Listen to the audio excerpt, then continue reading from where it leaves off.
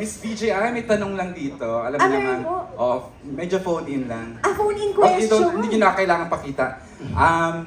You know naman how he started sa Dreamscape. James, you're back sa Dreamscape. Your Yes. Dreamscape family, how do you feel? Uh, Kamusta? It's been what? 10 years ba yung huli? 10 years since till I met you. No way. Yes, and It's been a decade. How was it? it's it's really such a blessing to be able to come back and be welcomed with such an incredible project. Really, I can't be more grateful than I am, and I can't thank you enough for having me in such an amazing project. Diba, ang saya nung we offered you, nag-meeting, and then you were told na ito yung tatakbuhin ng teleserye, and finally, it was revealed na you will be working with Kat. Sabi ko, oh my God, such a phenomenal project talaga itong Someone Someday, James. Ano? Yes, it's really a blessing. So thank you so much. And the people you've worked with, mga PA pa lang noon, ngayon, mga EP na, tapos Derek Eric is now the head of production, James. Yes, it feels the same. Just everyone got 10 years older. Ilan taon lang si BJI noon, Charo? How old were you then, BJI? 22 pa rin po ako hanggang ngayon. Okay. Finally, she's ready, si Miss Janice for her safe na question. Ay, lagi kayong safe si Miss Janice. Lagi. True. Hindi ako kinakabahan kay Miss Janice. True, never ako nagtanong ng controversial. Ayan, James, nice to see you again after a long time. So, yung first question ko, coming from another love team and now you're working for the first time with Kathleen, what are your adjustments? Adjustments. Adjustments from working with a different love team. Yes. I think luckily there weren't too many adjustments on working with a different lead actress. I think the experience itself is different. You know how me and Kath put together these new characters and tried to come up with something very new that wasn't that people haven't seen yet. You know, I didn't want to give the fans something they've already seen. You know, we really wanted to create something that was new, that was fresh, a brand new experience.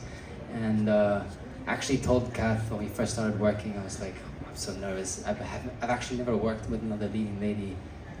And then she was like, it's okay, I know how you feel. So I was like, okay, at least we're on the same page. Yeah. But before your first scene, did you have an effort na kilalanin pa siya muna behind the camera? We didn't have too much time before we started shooting. It was actually after we already started shooting that we had some cast bonding, things like that. We really got to sit down and try and figure out the quirks, you know, the small little details of Jordan and Billy. But yeah, we did get to eventually. So ayun na, pinigil na ako ni EJ sa second question ko.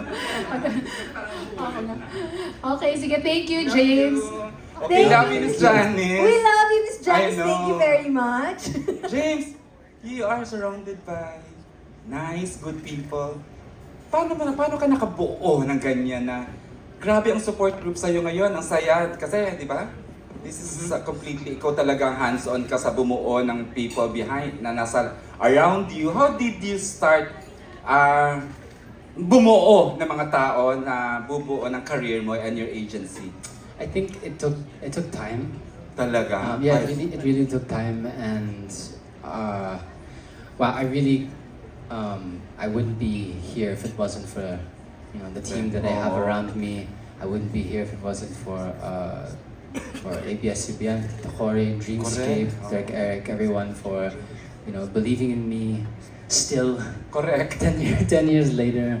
Of course, to my whole Careless team who've been with me, supporting me through my music career. Of course, to Mama Chuk there with the beautiful hair.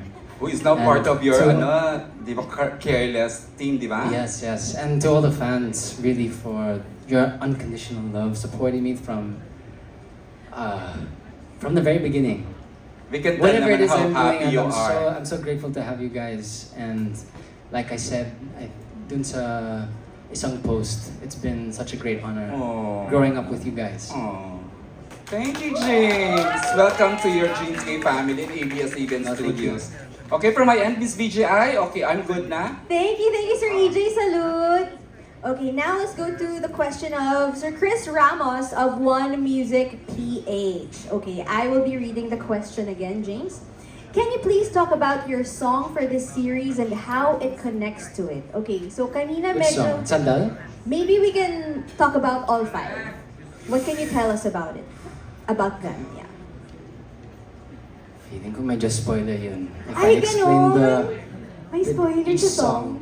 Because, okay. So, Sandal, I think I can start here. Sandal is, it's a song, yung message ng song is really like, kahit anong pinagdadaanan mo, kahit mahirap sabihin yung mga problema mo, I'm always here for you. You know, I'm here to listen. I've always got your back. You know, that's really the meaning of the song. And Parang doon pumapasok yung best friend aspect, no? yes, because Always the shoulder to cry on. pwede siya sa friend or parent, child, lover. Ah. The song can be for anyone. So that's really the song I guess of Jordan for Billy. And you know, he's super protective of her and everyone that he loves in his life. Okay, so that's Sandal. But yun nga, you mentioned there are 5 songs Walang here. spoilers. Maybe before we like dive into all the other songs, maybe you can explain to us what role music plays in the series. Kasi I believe parang may yung nakakabit siya sa journey ng characters. Tama ba? Yes, actually,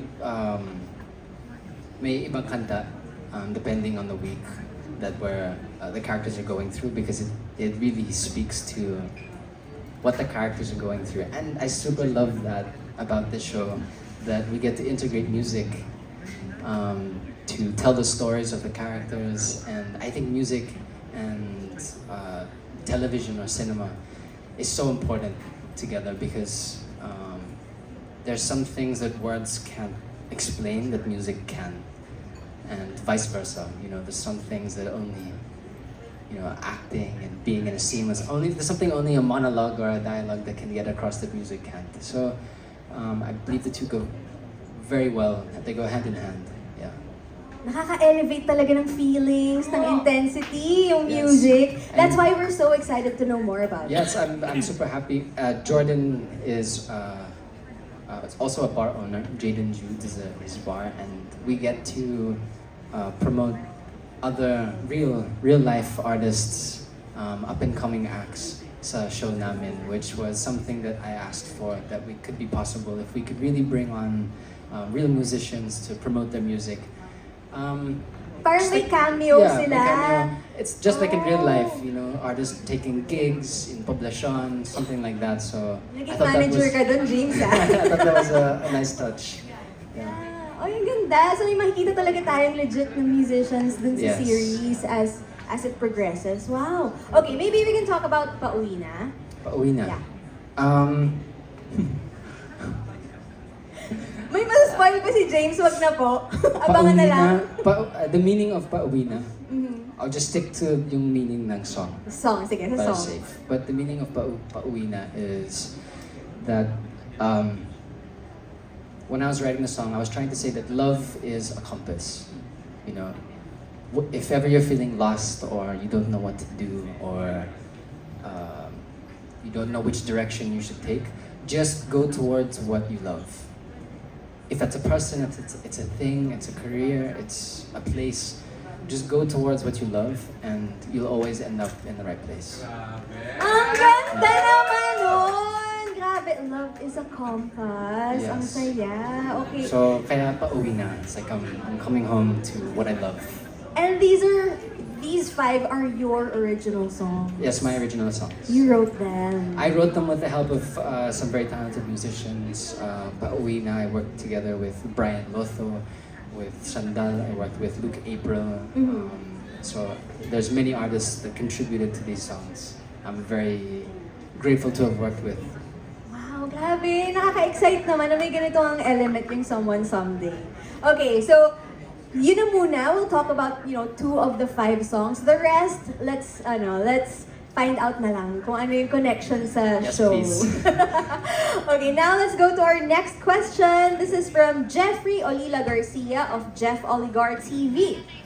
I will read his question. How is working with such big stars like Catherine, Bernardo, and Maha Salvador? Okay, you've been talking about this a lot, but maybe you can tell us like a few anecdotes about working with them, what you can remember right now.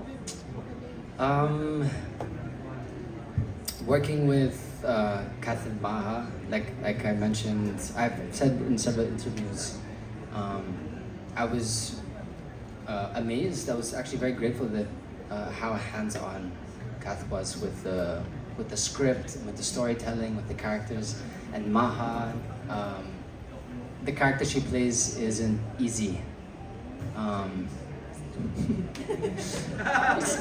The character she plays isn't easy, and the way she has to weave herself into the story, it's quite complicated. So working with the two of them was very inspiring to me. I'm treating this project as my I'm learning the ropes all over again. So I'm super grateful I get to work with two titans in the industry. I consider myself very lucky. That's so humble of you to say. And It's that's true. nice na yun yung It's very mindset true. mo. Parang back to zero, you're learning again. Ang ganda. Okay, now let's go to the next question from Carl June Canonoy, Kapatid Insider. Do you see yourself working for more teleseries again after Someone Someday? Tingnan natin. Let's see what if let's check the ratings first because baka ayaw nyo for me to do another teleserye. So we'll see. Nagulat ako sa Hopefully. honest. Ang honest nung sagot niya. I hope Depende so, sa I hope so. ratings. Pero, di ba, Catherine, Raiders, kaya natin yan. Sagot natin yung ratings, di ba? So guys, try me next time. At sa lahat ng mga nanonood ngayon online, we're live right now. So, yes, Oh, okay. panoorin po natin. Thank you Yes, so thank much. you so much everyone who's watching live. Yay. Okay, now let's go to the next question. We're down to our last 2 na lang. Okay, this one is from Desa Taiting of When in Manila. Pero dun muna tayo sa next pala.